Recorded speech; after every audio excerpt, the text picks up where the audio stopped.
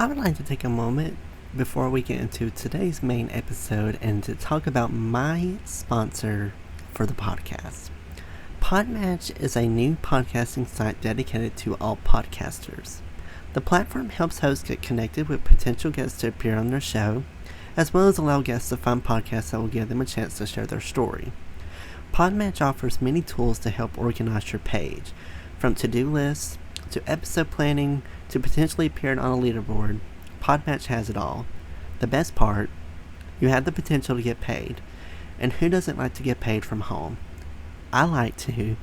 With an easy sign up, you can start connecting with podcasters and guests immediately.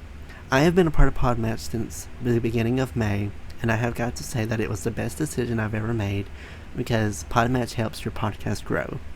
It helps you get connected with people that have very interesting, very compelling background stories that are just waiting for their story to be shared.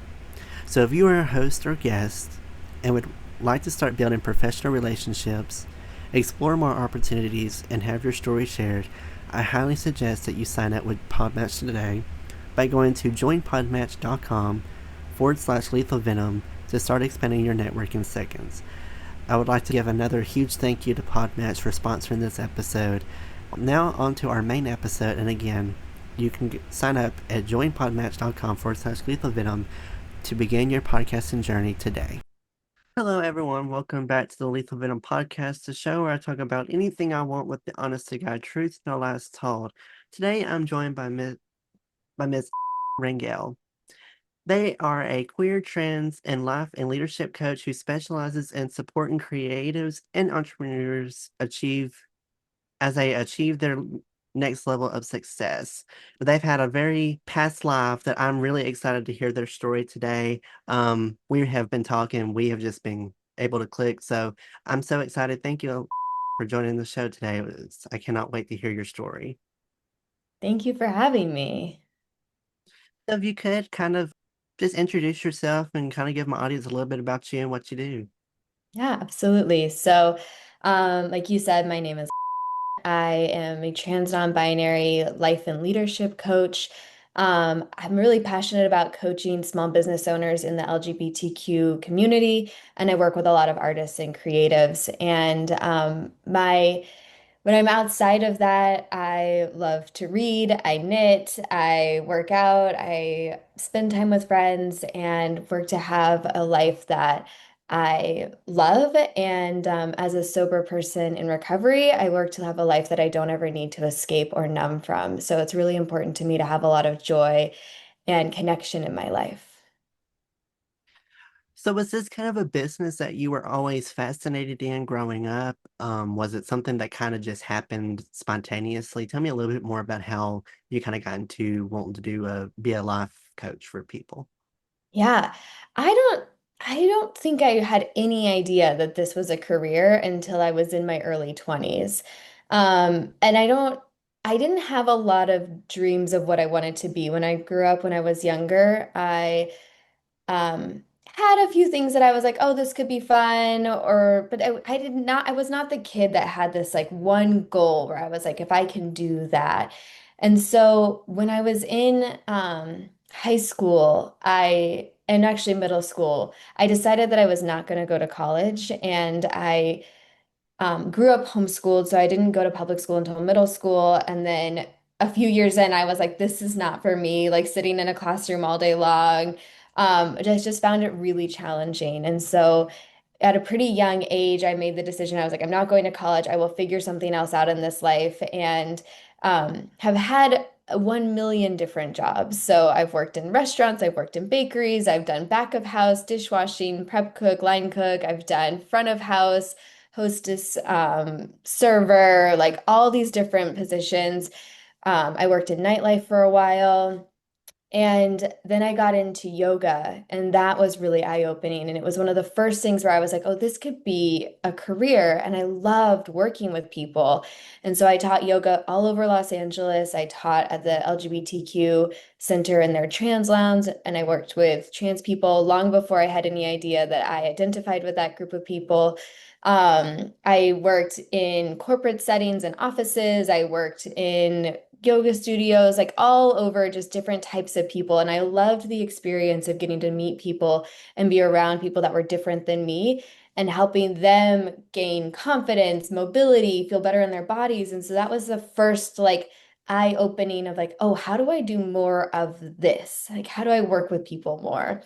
And from there, got into one-on-one assisted stretching. And so for a short period of time, a little over a year, I had a stretching business in LA and I would drive to people's homes and I would stretch them and I would, drive all over LA. And it was a really fun, like specialty service that I absolutely loved doing.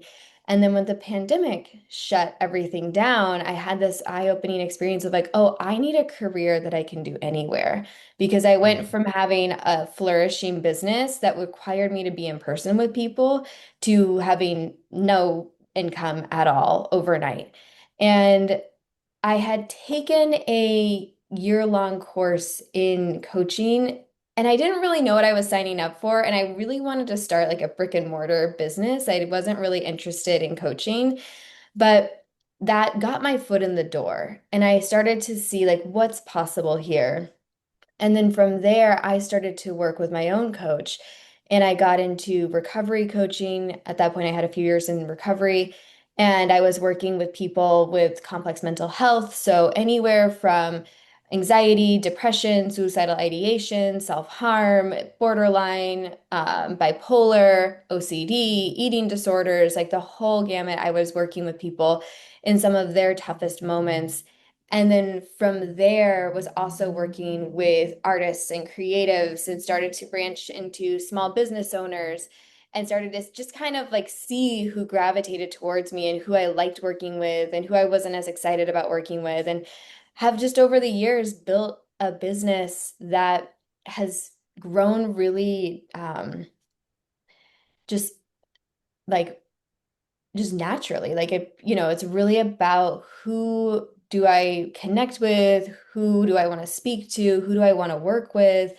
And, now it's evolved. I no longer work in the mental health sector as much. I could, but I don't. It's not my main focus. I love working with emerging adults, so anyone ages like 18 to 28 that's struggling to figure out what they want to do next, because I had such a long period of time where I was struggling to figure out where I wanted to go. So I love working with that demographic, kind of like the failure to launch or like struggling to launch into adulthood. And then I work with corporate companies and I work with career coaching and I help people get jobs, especially in today's market. So it's a lot of saying yes and just being really new at something and being like, okay, how do I serve this person in front of me?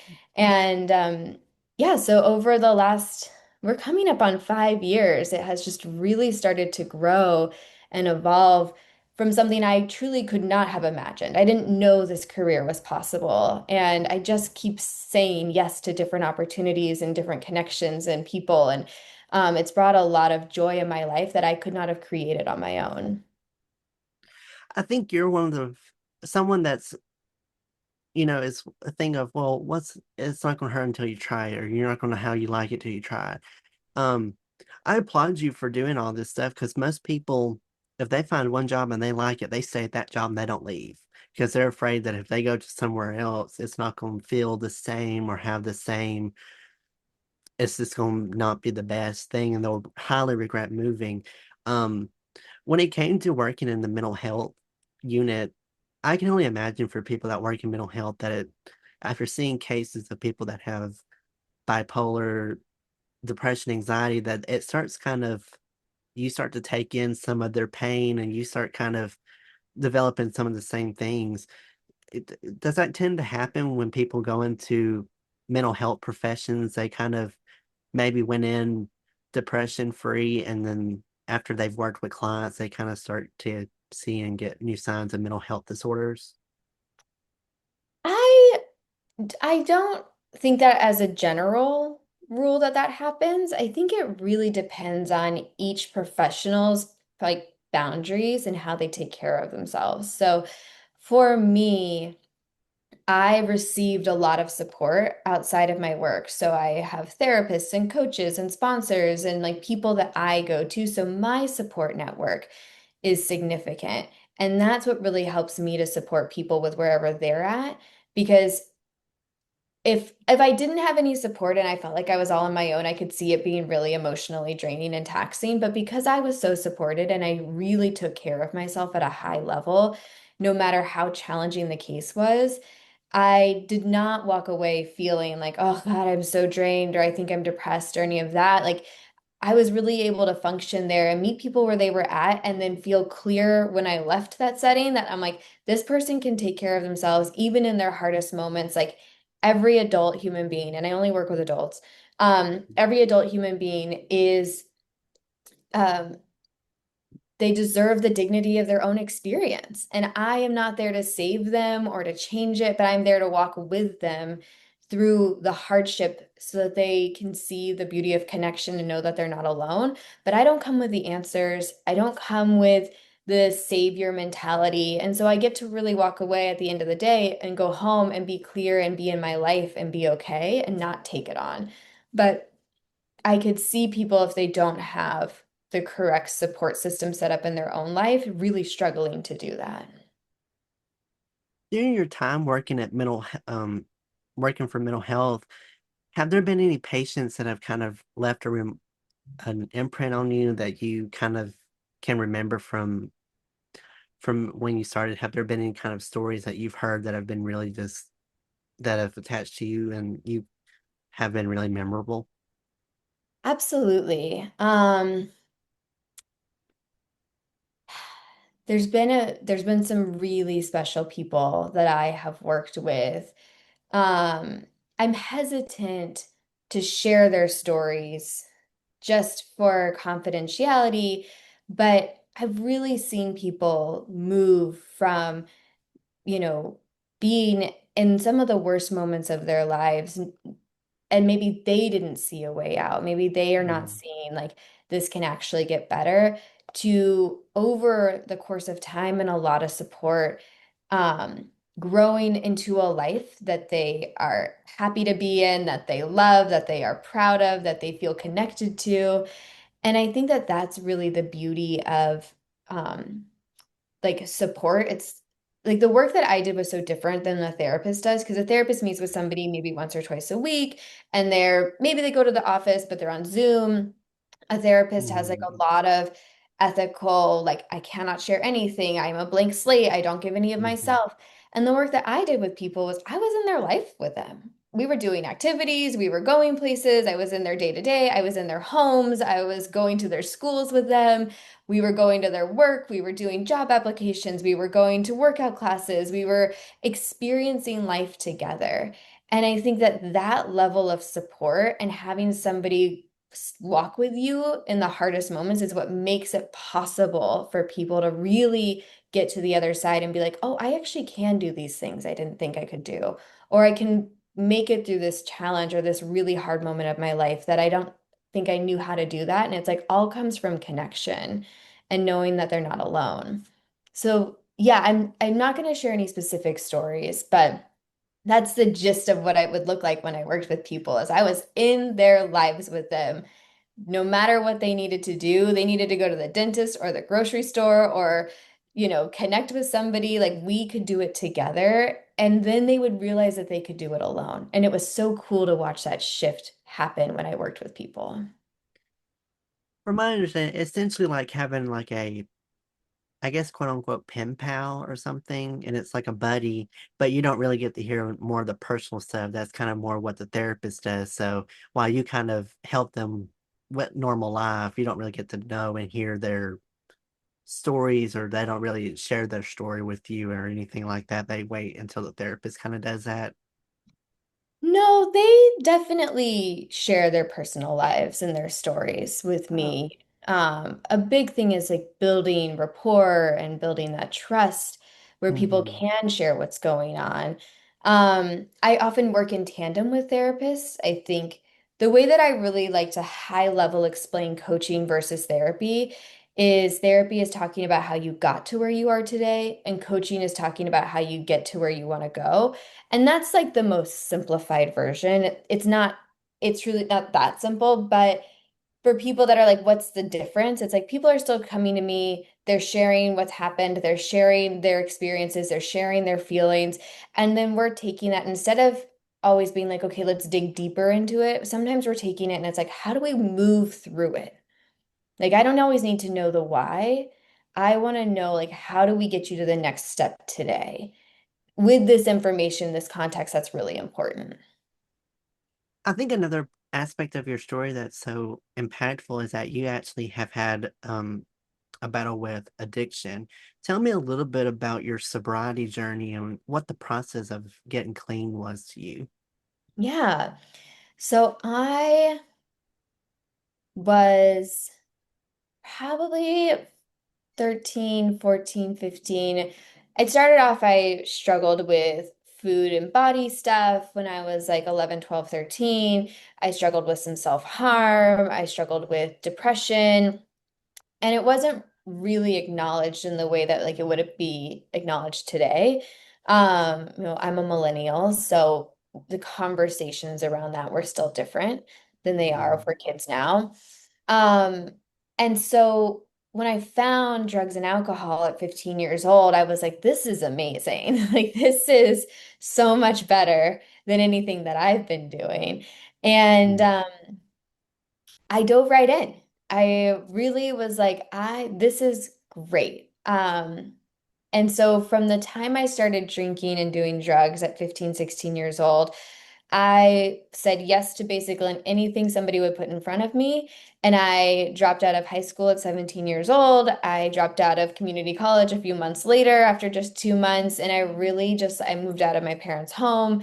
And I really was just like, I am off to adulthood. And nothing got in the way of me being able to drink and use how I wanted to.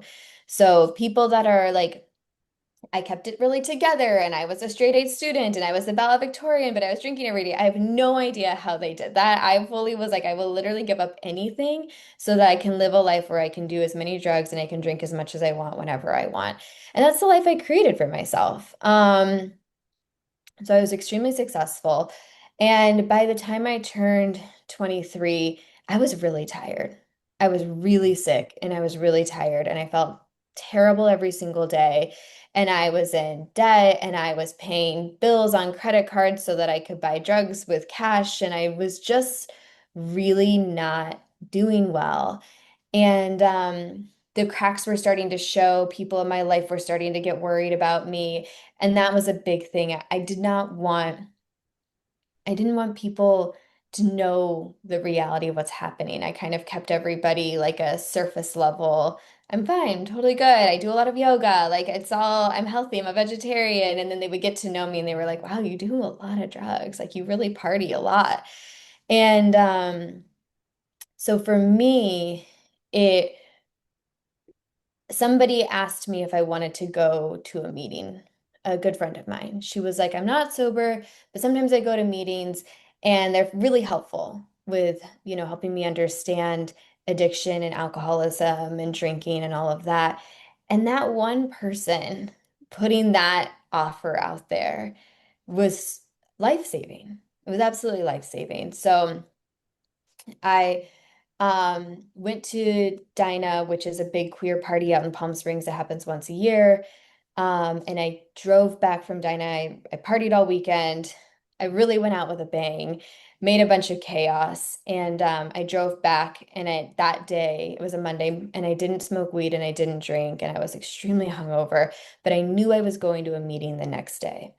And the next day, I went to a meeting, and I have been sober ever since. And the friend that I went with, I don't believe she stayed sober. We don't know each other anymore, but she truly saved my life by putting that offer out there in such a gentle way of like not requiring like you have to be sober forever if we go to this thing, but just like, I don't know, I still drink, but like, do you want to go to this meeting with me? Um, and so yeah, I'm extremely grateful to be now 31 with over 7 years of sobriety and to have gone through most of my 20s as a sober person and to have the privilege of creating a life that I love to be in. Like I said at the beginning, like having a life that I want to be present and clear-headed in is vital for me. And I've been able to do that. And so, go to I go to meetings, I have a recovery program, I have sober friends, really use all these different types of support because I can't do it alone. And at this point, I don't want to do anything alone. There's nothing in my life that I'm like, I have to do this alone. Every single thing in my life, I get immense amounts of support for it, and it makes it so much easier and more enjoyable. Um, and yeah, so that's what that journey looked like to getting sober. And it's had its ups and downs. It's really hard to be a sober young person. I think recovery and sobriety and being alcohol free is having like a fun, trendy thing right now where people are stopping drinking or they're exploring their relationships with alcohol. I think it's amazing. Um, I love the sober curious movement. I love people that are just like, I don't drink and I smoke weed. I love like whatever it is that works for people where they're examining their relationships to substances, I think is fantastic. And there's so many ways to do that. I think a lot of people, while they get addicted to alcohol and drugs so early in life, it's an escape for them. Um, especially for young kids that are 13, 14, 15, or even college kids, because that's kind of a very difficult time for most kids because it's a time when they're exploring themselves, they're having to deal with real life situations, they're dealing with wanting to go to a higher education, and depression, anxiety really can happen. I got, as I've said 5,000 times, and you're going to hear that 5,000 times more, that I got diagnosed with depression when I was 13. I was young when I got it, and sadly, there are kids younger than me or younger than 13 that get it, which is, it's sad to think about, but it does happen. And some of these things that people pick up, whether it's bad daily addictions, if it's something from a really bad habit that you do, if it's drugs, alcohol, if it's like pornography, it's something that these people get addicted to it, and they see it as an escape for them. Do you still have days when it's you want to use again or drink again, or some people when they get clean, they can use it in moderation. Are you someone that could probably have one drink and be okay? Or is it like I can't drink any alcohol, I can't use any kind of drug or nothing because I'll fall back in? Yeah. So I feel really, really lucky because I don't struggle with missing it and I don't struggle with the obsession of drinking and using, and I don't have any desire to drink or do drugs anymore. I watch people get really drunk or I watch people do drugs and I'm like, wow, that looks terrible. And so I'm really grateful for that because there's simply no envy. Um, and some people can, take breaks and change their relationships to alcohol or drugs or whatever. I don't think that's me. And I'm not willing to risk my life to try. Um, for me, it's simply not worth it. I can't think of something that like drinking or drugs would bring into my life.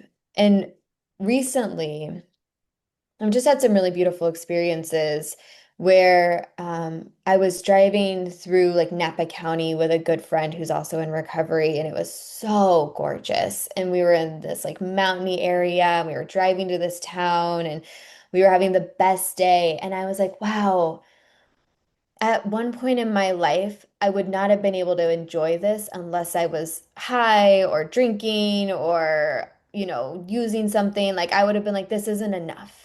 This isn't beautiful enough. I need something more. And I also felt that recently at a show that I went to where the music was unbelievable. Like so many talented artists and musicians were on this stage, and it was such an incredible show. And at the same moment of like, I would not have liked this 7 years ago unless I was kind of drunk or unless I was a little high or I took some mushrooms or like I would not have been able to enjoy it.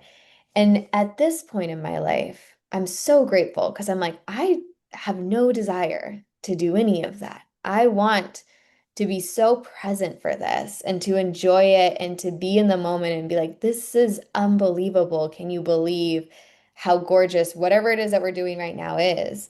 Um, so yeah, for me, the thought of like drinking a little bit or the big thing right now is psilocybin. I love mushrooms. I did a lot of them. I think they're great. I can't do them anymore. And that's one of the ones that people are like, some people do mushrooms and like it's great for healing or whatever. And for me, Mm. it's like, I just can't imagine not being sober at this point. I can't imagine not being clear-headed and and being outside of myself. It just doesn't appeal to me at this point. For some reason, psilocybin seems to be real popular right now because I feel like that's what everyone talks about. I've had, I think, recently a few guests come on here and talk about it, and I was like, what is psilocybin? They have told me it's mushrooms, and I thought, oh, that's what it's because obviously I'm very cultured in the drug community. I'm very cultured, but my ex-roommate, he used to smoke weed all the time. He got clean because I think he was dating a girl that I think kind of sobered him up a little bit, and then they, from what I heard, broke up, and he went back to smoking weed again. I don't know if he's clean again now or if he's still smoking it, but it, I'll say this, and I know this is going to be fucked up to say. It's entertaining watching someone high. It is. It's so entertaining, and it's kind of like, as you said earlier, is well, you kind of had said that drinking and watching people get high and stuff's not fun. Kind of opposite. It was kind of entertaining, which it was just the people I got associated with due to my roommates because they were friends with a lot of people at college. Like for anyone that knows or don't know, I went to Auburn, and that's a huge southern southeast school, and of course we party all the time, and so they would always have parties at our apartment all the time, and they more drank than did drugs and smoked anything, but it was so fun and entertaining to watch them drunk and stumble around the whole room. It was so entertaining.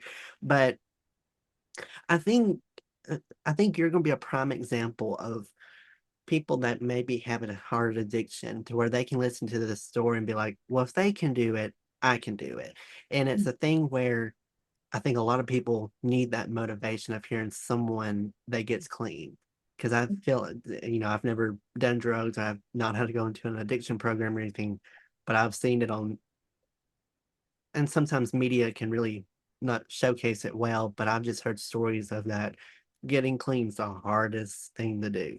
It's so hard to quit. And I think hearing your story is something that people can really resonate with and show that, yes, you can get clean. Yes, you can stop what you're doing and live a very successful career. I mean, you've had such a successful career doing so many kinds of different work, and I think it's amazing. And so I see you as a huge inspiration for people that can hear this story and be like, well, if they can do it, I can do it. And they can start today so that they can be like you and have a successful career. So I really appreciate you opening up about your um addiction and on this your story on here. I feel like another thing that you kind of dealt with has been you coming out as trans and have been non-binary. How has been as a trans person? What's it like being a trans person today? And kind of tell me a little bit more about how you kind of came to the decision that, I want to use they them pronouns. I want to kind of switch my gender. Tell me a little bit about how this kind of started and came to be. Yeah, for sure. Well, since we were talking about recovery, acknowledging being non-binary, and I identify as trans non-binary. So, what that looks like for me is that I am medically transitioning, but not to male. So I'm not attempting to be a man. I don't want to be on the other side of the binary. But I found that there are certain medical things that are helpful to help me feel better in my body. And so that was only possible from being sober and in recovery and getting really honest with myself. That would never have been possible before. So that's a byproduct of just being so clear and being like, oh, what feels good to me and what do I want?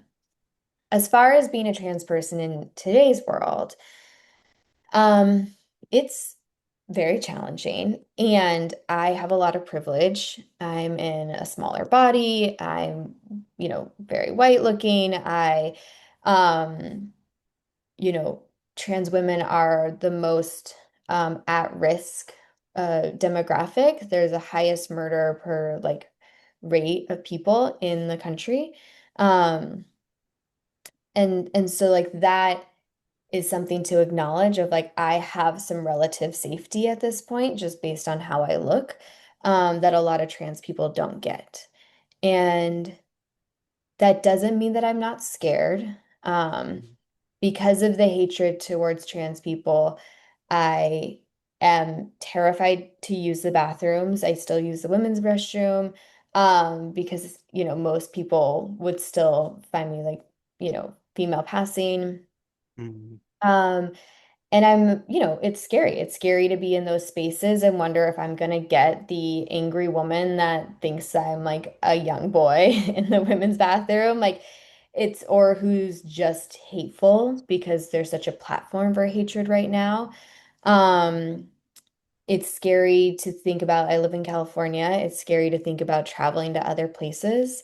Um, I've had to have conversations with my family about states that I probably won't go to in the future because of the laws that they're passing. So there's mm, family members that I might not get to see for a really long time because they live in places that are pretty scary for me to go. Um, and, you know, there's a lot of questions right now about my safety existing here. Again, I have a lot of privilege to be in California. It's not a completely safe thing, but it's going to be safer than like Mississippi. So I want to mm, acknowledge that like the challenges that I'm facing as a trans non-binary person are going to be really different than somebody else who is in a different state or doesn't have accepting family or is in a different body or has a different skin color than me. Um, I have a lot of protection and privilege as a trans non-binary person. So what it's looked like to come out is a really long, long, long process.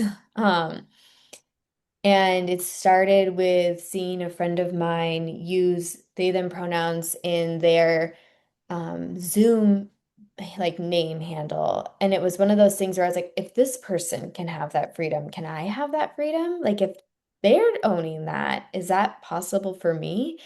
And that was really wonderful.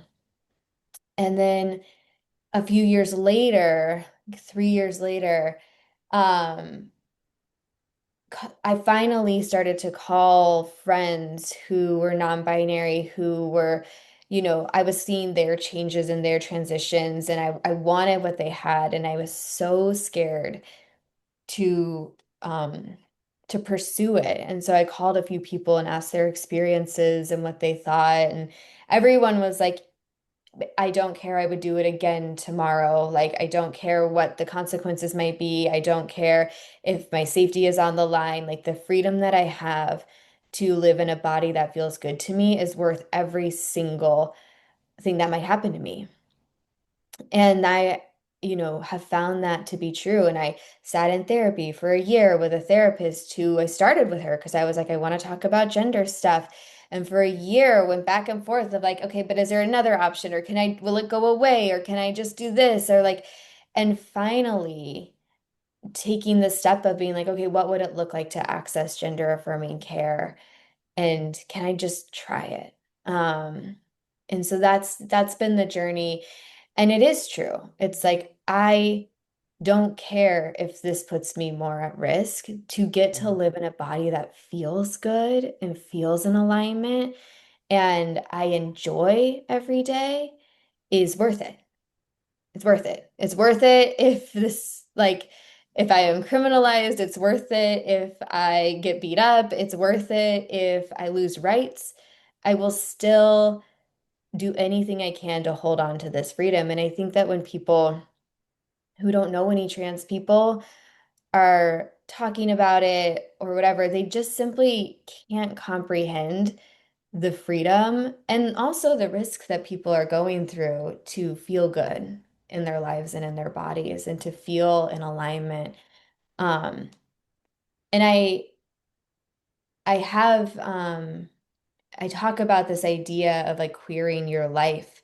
And it's really about like how can everyday people decide like I don't care what someone might think about me. I don't care what the consequences are. I don't care if my family might judge me. It is more important for me to live authentically than for me to fit in with this group of people or have some perceived amount of safety. And and that's really like what it means to me to be queer. It's like it's just more important to me to be authentic and true to myself and honest with myself.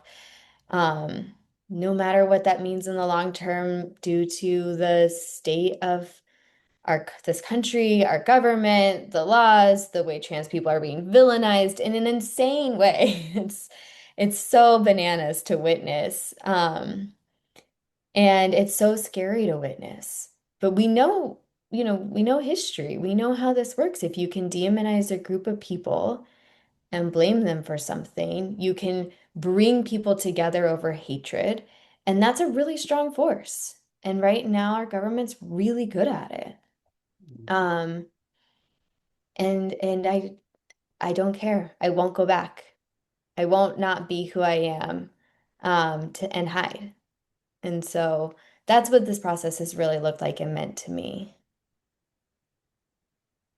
Everyone's so judgmental now about everything, and it just kind of comes down to who cares. It's not affecting you at all. It's not going to change your life. Mhm. Like some people think that you transitioning, people probably stay up at night wide awake because it bothers them. Like I've heard people get very mad about certain things, and I'm just like, well, my reaction to it, like I'm not losing sleep at night. Trust me, I'm not losing any of my sleep at night, worrying about all this stuff out in the world, about if I'm going to make it back to the house every day. I Mhm. don't worry about stuff like that because if I did, I wouldn't have a life. I'd be trapped in this house. I wouldn't leave this house or nothing. You can't really live life in fear. And what I've told people is live the life and don't just stress about everything. If they want to do what they want to do, let them do it. It's not Mhm. affecting you every day. And you can support it whether you want to or not. But it's not going to affect you and your life point. It's not going to affect your everyday life or anything. I think the most important thing though that you had mentioned is a good support system. Mhm. That's very important from what I've seen. And that goes for everyone. Anyone, no matter what your gender is, no matter your background or anything, it's good to have a good support system and have a good supportive group of friends that you can go and talk to about stuff like this. If you have, and this doesn't have to be with gender or anything, with addiction, with if you get have a pregnancy in an early age, it's good to have a good support system. It's very, very, very important, and I think that's what a lot of people lack nowadays, or they don't tend to have a lot of support. E- Even if it's just one person, it's better to have one person than no one at all.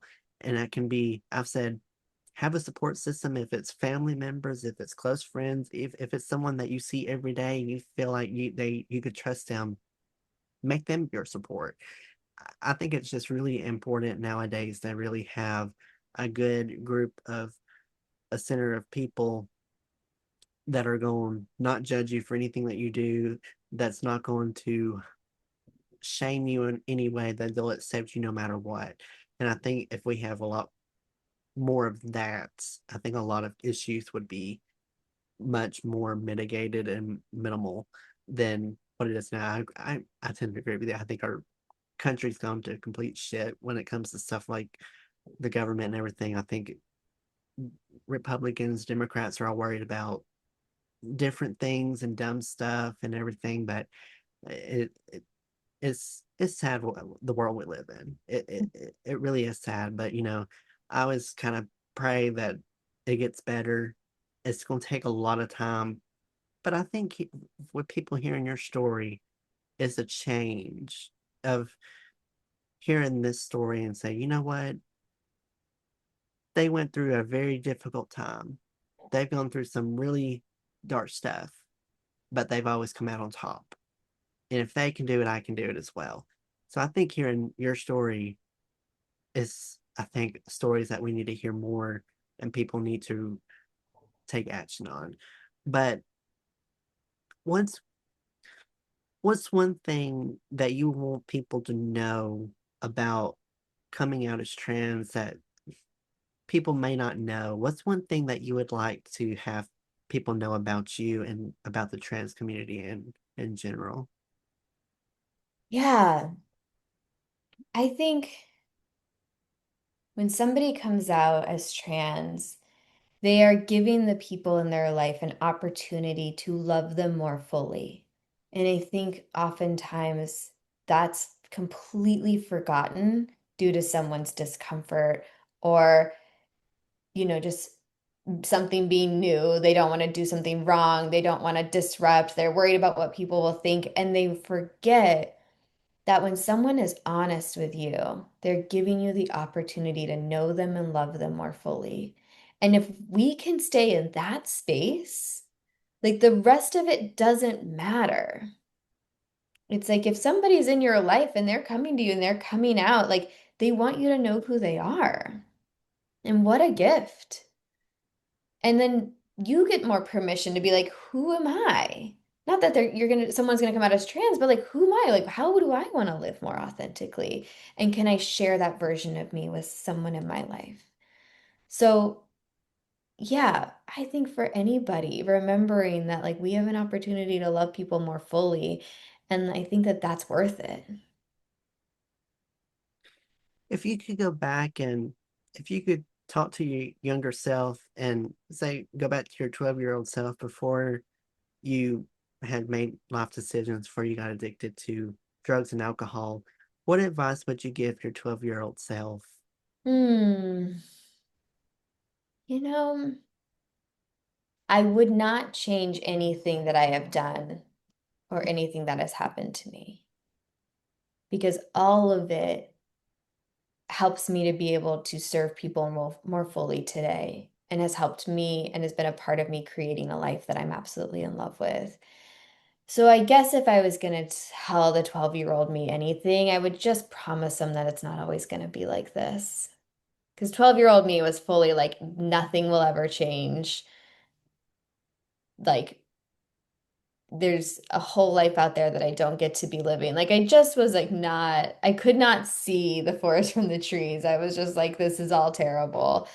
And I would just promise them that it gets so much better um, later on.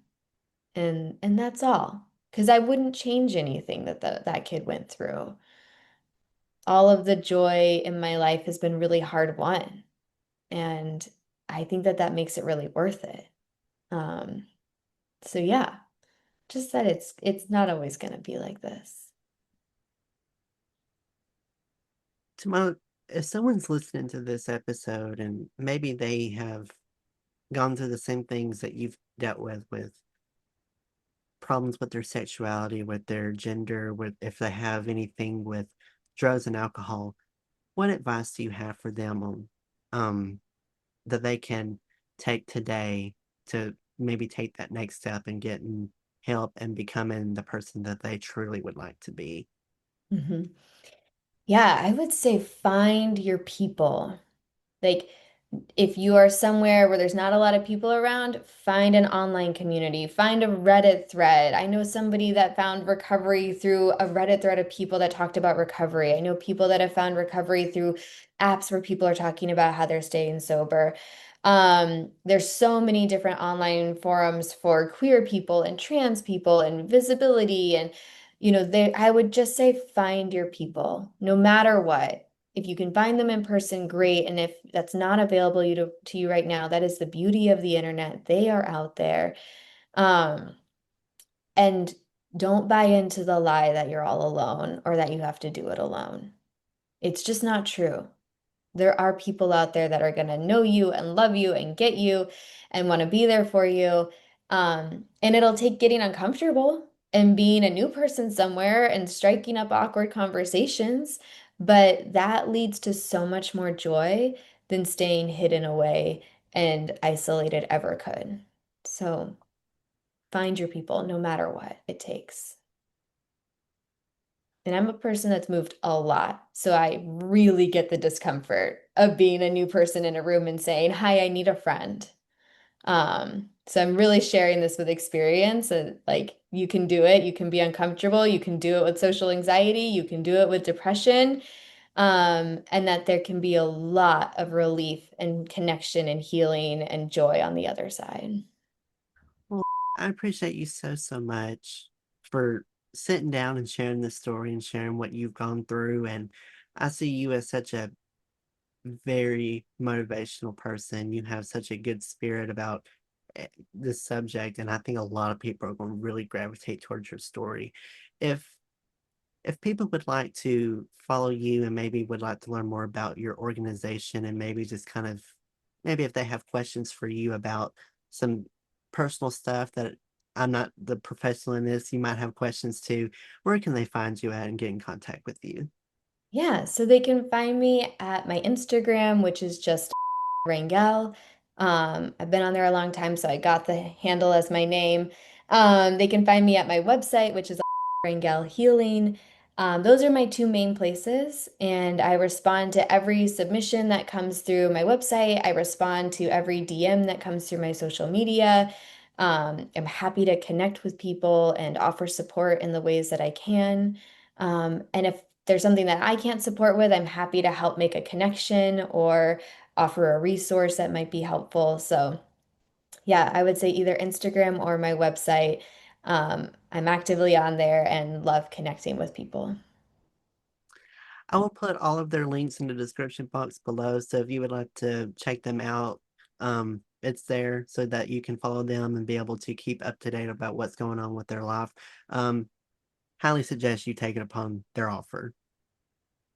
Great. Message them and everything because they've given such great advice and I think it's very important. You can also follow me on social media as well, Instagram and TikTok at Lethal Venom Podcast, as well as Facebook, Twitter, and YouTube at Noah's Podcast. And as always, listen to Lethal Venom wherever you get your podcast from. Spotify, Apple, Amazon, iHeartRadio, YouTube, Pandora. It's everywhere, so feel free to subscribe and follow them wherever you get your podcast from so you get notified when new episodes come out. Thank you to everyone for tuning in today's episode. Oh, hope you all have a great rest of your day and week. Be safe, and I'll see you on the next episode of Lethal Venom.